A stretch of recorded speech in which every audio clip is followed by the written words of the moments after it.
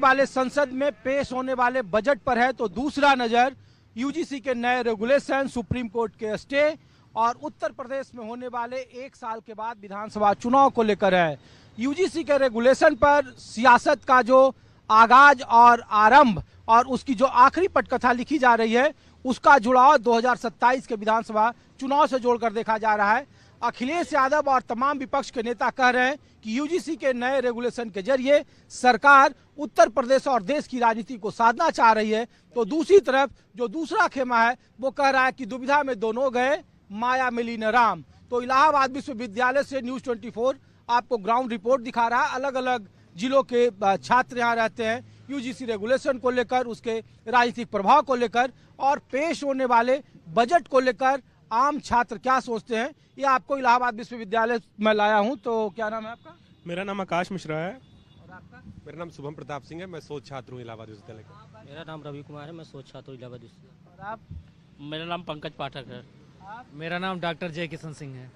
और आप भैया? मेरा नाम विपुल तिवारी है। तो ये सब जनरल क्लास वाले हैं जो यूजीसी रेगुलेशन में जो विरोध का झंडा उठाए हुए हैं। वो कोई नहीं उठा रहे हैं, इसमें विरोध नहीं है। बस ये है कि किसी के साथ अन्याय ना हो और किसी के साथ जो जबरदस्ती कोई फंसाया ना जाए, क्योंकि न्याय कम अन्याय ज्यादा होगा अगर ऐसा लागू हो गया तो। सुप्रीम कोर्ट ने तो स्टे लगा दिया, लेकिन अब सवाल लोग पूछ रहे हैं कि उत्तर प्रदेश में चुनाव है और इसका एक राजनीतिक असर भी पड़ेगा। अखिलेश यादव कह रहे हैं कि ये देखिए जानबूझकर पीडीए को रोकने की कोशिश है, उसके मुकाबले भारतीय जनता पार्टी की सरकार बैकडोर से एससी एसटी और ओबीसी को गोलबंद करना चाहती है, बलि का बकरा सवर्णों को बनाया जा रहा है। इस तरीके के कई तरह के आरोप हैं। मंडल और कमंडल जो उत्तर प्रदेश की राजनीति का मेन केंद्र रहा था, कहा जा रहा है कि उसमें विभेद पैदा किया जा रहा है, बीजेपी से कमजोर होगी। इन सब सारी चीजों को लेकर आप लोग वो तो नेता है, कुछ ना कुछ तो बोलेंगे ही। आप लोग भी तो वोटर हो, सब लोग नहीं वोटर है तो हम लोग तो सब देख रहे हैं ना। बीजेपी किसमें क्या है, बीजेपी तो बोली है सबका साथ सबका विकास, लेकिन जो बना रही है गलत है, लेकिन नेता है वो तो विपक्ष बोलेंगे ही। चुनाव में नफा नुकसान है कुछ इसका? वैसे चुनाव में नफा नुकसान कोई नहीं है, क्योंकि जब कि आप जो मंडल कमंडल की बात कर रहे हैं, तब के समय में और अब के समय में बहुत अंतर है। अगर आप सोचते हैं कि भारत का युवा और जातिगत चीज़ों से, इन विभेदकारी नीतियों से बदल जाएगा, तो आज भारत के युवा की पहली जो है प्रायोरिटी है वो देश है, देशभक्ति है और ये जाति से ऊपर है। पहली बात तो मैं ये कहूँगा। दूसरी चीज़, जो भी पार्टी है, चाहे वो बीजेपी हो, चाहे सपा हो, चाहे कांग्रेस हो, जो पीडीए की बात कर रहे हैं चाहे वो हो, सबके टारगेट है कि एससी एसटी ओबीसी इनको हम साध के हम जो है कि राजनीति में आ जाएंगे, हमको यार राजनीति में लाभ होगा। लेकिन यहाँ का युवा अब जाग चुका है, राजनीति से ऊपर सोचता है और जाति धर्म के ऊपर सोचता है। हाँ, जाग चुका है। इलाहाबाद विश्वविद्यालय हो, जेएनयू हो, बीएचयू हो, कई जगहों पे यूनिवर्सिटी में तो लोग बटे हुए हैं, एक जनरल क्लास अलग, नॉन जनरल क्लास अलग। जो विरोध का दौर चल रहा है बीते कुछ दिनों से। सरकार विरोध का पहले ऐसे कोई विश्वविद्यालय में ऐसा कोई नहीं था कि हम लोग बटे थे, ना कोई छात्रावास में कोई बटा था, लेकिन ये बिल लाकर सरकार ने बांटने का काम किया है। ऐसा कहीं नहीं था। हम लोग साथ में, हमारे भाई है रंजीत मौर्य, हम लोग साथ में खाना खाते हैं। ओबीसी समुदाय से आते हैं, कोई एससी समुदाय से रवि सर आते हैं, हम लोग साथ में एक दूसरे से मिलते हैं। सरकार सिर्फ बिल लाकर बांटने का काम कर रही है। लोगों ने कहा कि देखिए जब 91 में आया, आ रहा हूँ आपके पास आ रहा हूँ, 91 में जब आया यहाँ पे मंडल कमीशन जब लागू हुआ, बीपी सिंह यहीं से इलाहाबाद विश्वविद्यालय से पढ़े लिखे थे, लोगों ने कहा कि मंडल 2 का आगाज है। अब फिर उसके बाद ऊपर लोग जाकर देख रहे हैं कि जितने भी उत्तर प्रदेश के जो सवर्ण हैं, सवर्ण क्लास हैं, जनरल क्लास के लोग, वो आमतौर पर कहे जाते हैं कि भारतीय जनता पार्टी के समर्थक हैं, और इससे लग रहा है कि बीजेपी का जो वोट, कोर वोट है, उसमें विभेद पैदा होगा, उसमें कमजोरी पैदा होगी, क्योंकि जनरल क्लास नाराज है। जो पढ़ा लिखा व्यक्ति है वो किसी का सपोर्टर नहीं है, वो आपके काम को देखेगा और आपके काम के हिसाब से आपको वोट देगा। समर्थक वहाँ है जहाँ पढ़ाई लिखाई अभी नहीं पहुँची है, वह सबसे ज़्यादा क्लास अभी एससी और ओबीसी में है। इसलिए वोट बैंक के लिए सरकार ऐसी नीतियाँ लाकर उन वोट अपने तरफ खींचने का प्रयास करती है। उत्तर प्रदेश में विधानसभा चुनाव में इसका कुछ आप लोग देख रहे हैं? इसका असर नहीं दिखेगा। इसलिए नहीं दिखेगा कि लोग जो सवर्ण है वो समझदार है और तमाम विकास की सीढ़ियाँ भाजपा, सपा, बसपा जो भी सरकारें हैं उनकी स्थिति देख समझ कर वोट किया जाता है यहाँ पर। सवर्णों की राजनीति के मुकाबले कहा जाता है ओबीसी की राजनीति करने वाले भी ज़्यादा समझदार हैं और उनके यहाँ नेता होते हैं और हमारे यहाँ प्रत्येक व्यक्ति नेता होता है, वो समझ से वोट देता है। उनके यहाँ एक समुदाय का नेता होता है, वो जहाँ कहता है वहाँ वोट देते हैं। लेकिन हमारे यहाँ सब व्यक्ति पढ़ा लिखा है तो अपने समझ से वोट देता है कि हमको वोट क्या वोट और ज़्यादा गोलबंद है जी।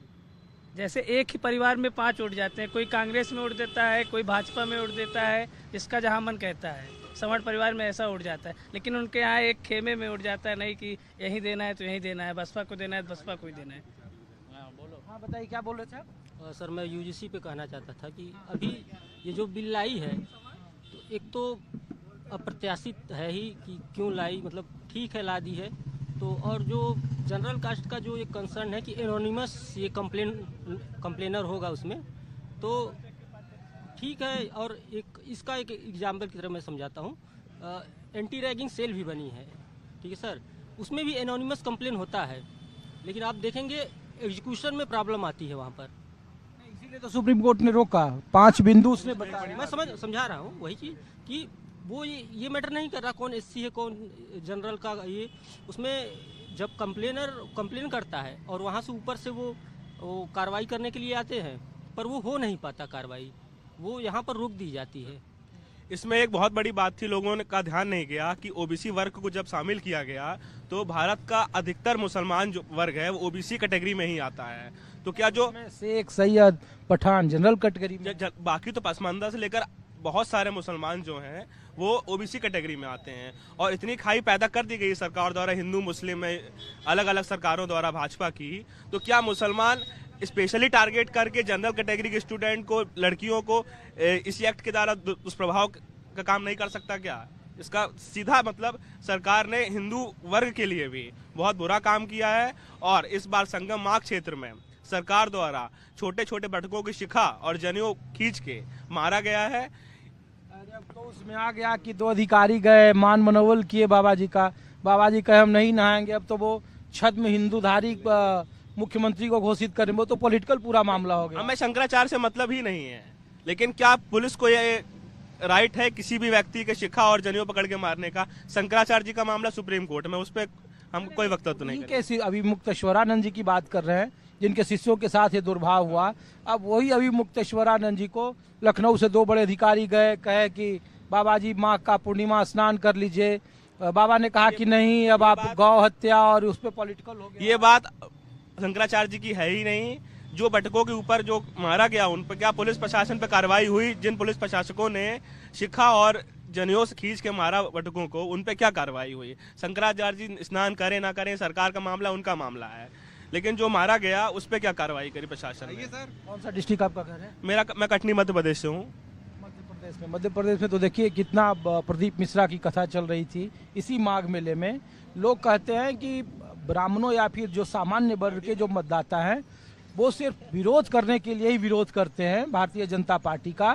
जब वोट का वक्त आता है तो वो उनकी गोलबंदी दूसरी तरीके से दिखती है, तो इसलिए उनके विरोध का मायने नहीं है और इसीलिए उनको बलि का बकरा बनाया जाता है। जब मन है जैसे मैं भी संघ का प्रशिक्षित स्वयं सेवक हूँ, मैंने सर वर्ग किया हुआ है और कार्यकर्ता भी हूँ, लेकिन स्वर्ण समाज के पास ऑप्शन ही नहीं है वोट देने का। खासकर मध्य प्रदेश में विपक्ष पूर्णतः खत्म हो चुका है, हमारे पास ऑप्शन नहीं किसको वोट दे, तो भाजपा ही आखिरी ऑप्शन बचता है।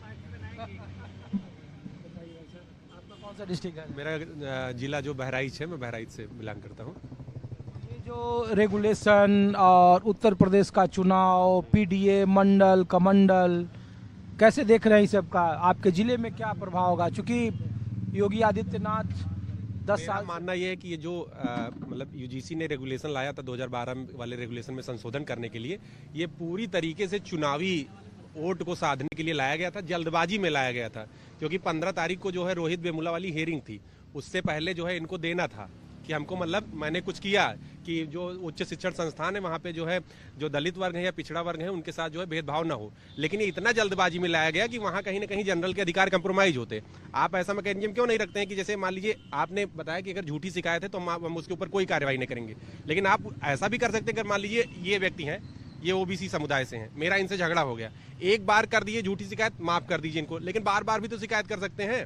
आप इनको एक लूपहोल दे रहे थे कि वो अपने जो है राइट का दुरुपयोग करके किसी जनरल बच्चे को फंसा आप सके। कह रहे हैं कि 12 में जल्दीबाजी में फैसला किया गया, उस समय यूपीए की सरकार थी। नहीं 12 में नहीं, ये अभी जो आया ये जल्दबाजी में लाया गया। 26 में 12 वाला जो रेगुलेशन था उसमें कुछ लूप होल्स थे, उनका अच्छे से इम्प्लीमेंटेशन ग्राउंड लेवल पे नहीं हो पा रहा था, इसीलिए यूजीसी को नया रूल लाना था। लेकिन यहाँ पे जो दलित समुदाय के लोग हैं या पिछड़ा वर्ग को जो उसमें जोड़ा गया, सशक्तिकरण करने के बजाय एक विभाजनकारी नीति है उसकी कि वोट ये बढ़ जाए और हमको बात बताइए। इसीलिए ये लोग जो है जाति जनगणना कराना भी चाह रहे हैं। और जाति जनगणना का भी मैं एकदम अपोज नहीं कर रहा हूँ, क्योंकि जब तक गवर्नमेंट के पास डेटा नहीं होगा तब तक वो अच्छे से विकासपरक नीतियों का निर्माण नहीं कर पाएंगे, क्योंकि उससे पता चलता है कि एक बात बताइए कि आप किसी भी नॉन जनरल क्लास से पूछ लीजिए विश्वविद्यालय के अलग अलग चौक चौराहों पर, ये ऐसा इत्तेफाक तो नहीं हो सकता है कि 117% जो इंक्रीज हुआ, जो मामले जो यूजीसी के रेगुलेशन का आधार बना, उसमें कहा जा रहा है कि 117% जो घटनाएं हुई वो ज़्यादातर SC ST और OBC, उसमें जनरल क्लास के बच्चों का या उनके शिकायतों का या उनके जाति सूचक शब्दों का जो अपराध या फिर जो भेदभाव था वो न के बराबर। इस डेटा के बारे में जो आप बात कर रहे हैं इसके बारे में मुझे जानकारी नहीं, लेकिन मेरा मानना है कि जनरल के बच्चों के साथ भी भेदभाव होता है। जातिगत भेदभाव ना हो लेकिन आर्थिक तौर पे जरूर भेदभाव होता है। अगर बच्चे के पास पैसे नहीं है तो उसके साथ भी उसके दोस्त ही जनरल का बच्चा ही जनरल के साथ भेदभाव करता है, या ओबीसी समुदाय वाले जनरल का करते हैं, जनरल वाले। ऐसा नहीं कि छात्र में कोई जातियां नहीं है, कोई भी वर्ग किसी के साथ भेदभाव करता है। हाँ, ये थोड़ा सा है कि उधर परसेंटेज ज्यादा है तो उनकी संख्या भी तो ज्यादा है। मौर्य जी, ये पीडीए और ओबीसी और SC ST बजट, देखिए ये जो पीडीए है तो पीडीए तो मुझे फर्जी ही लगता है, क्योंकि अखिलेश जी अगर पीडीए की बात करते तो जो अभी यूजीसी आया है सही मायने में ओबीसी SC ST के लिए कानून आया था, पूरा जनरल लॉ भी एक तरफ विरोध कर रहा था। तो अखिलेश जी जब पीडीए पिछड़ा सब जनरल, अरे उससे कोई दिक्कत नहीं है, सब बड़े भाई हैं, सब हम लोग साथ उठते बैठते हैं। बात यहाँ अखिलेश जी की है, अखिलेश जी पीडीए बनाए हैं, पिछड़ा दलित अल्पसंख्यक जो भी उनका हो, तो इस पे तो इनको खुल के बोलना चाहिए था ना यूजीसी कानून में। आप देखिए आज इस देश में बोल तो रहे हैं वो कि भाई कुछ नहीं बोल मंडल और कमंडल एक दूसरे के बंधक हो गए। ऐसे नपा तुला, देखिए नपा तुला जो राजनीति करने वाला व्यक्ति होता है उसको पहले अपना स्टैंड क्लियर करना पड़ता है कि आप पिछड़े दलित अल्पसंख्यकों के साथ है कि नहीं है। ये अखिलेश जी को तय करना पड़ेगी, ये अखिलेश जी को तय करना पड़ेगा। आप सोचिए इस देश में 45 सेंट्रल यूनिवर्सिटीज है, नहीं है पीडीए, मेरी बात समझिए, इस देश में 45 सेंट्रल यूनिवर्सिटीज है। आप डाटा उठा करके देखिए कितने पिछड़े दलितों का उसमें हिस्सेदारी है। 45 में मैंने डाटा पढ़ा है, हमने भी सोशल मीडिया पर मैंने डाटा पढ़ा है। 5 ओबीसी हैं, 1 SC हैं, 1 ST हैं और 38 जनरल कैटेगरी के लोग हैं। मेरा किसी से विवाद नहीं है, ना किसी से हमारा भेदभाव है, लेकिन आप एक ऐसा कानून बनाइए, ऐसा रूल रेगुलेशन लाइए जिससे सबको समान भागीदारी मिले, सबको समान अवसर मिले, कोई भी जात कोई भी वर्ग न लड़े। देखिए भारत है, भारत देश, इसी भारत देश में महात्मा गांधी जी ने अहिंसा के रास्ते पर चल करके भारत को आज़ादी दिलाई। बजट को लेकर आप बजट देखिए, हमको लगता है बजट में माननीय प्रधानमंत्री जी की दूरदर्शिता दिखेगी, किसानों के जो है किसानों के लिए अच्छा उसमें रहेगा विजन।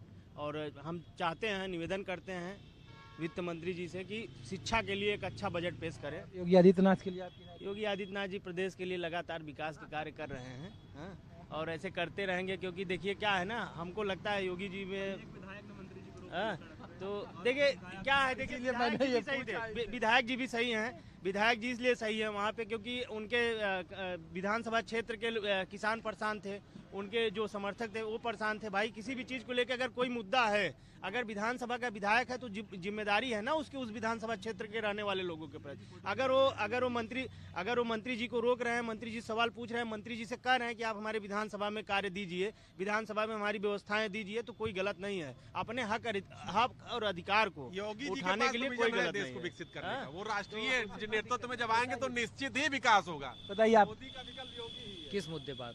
मैं तो ये पूछ रहा हूँ कि बजट पेश होना है और यूजीसी रेगुलेशन है, उत्तर प्रदेश में चुनाव है, पीडीए और इस रेगुलेशन को जोड़कर देखा जा रहा है, वोट बैंक को जोड़कर। सबसे पहले मैं बजट में बताऊंगा कि शिक्षा के क्षेत्र का बजट ये बढ़ाएं, डिफेंस पे भी काम करें, क्योंकि राष्ट्रीय सुरक्षा होगी तभी राष्ट्रीय विकास होगा।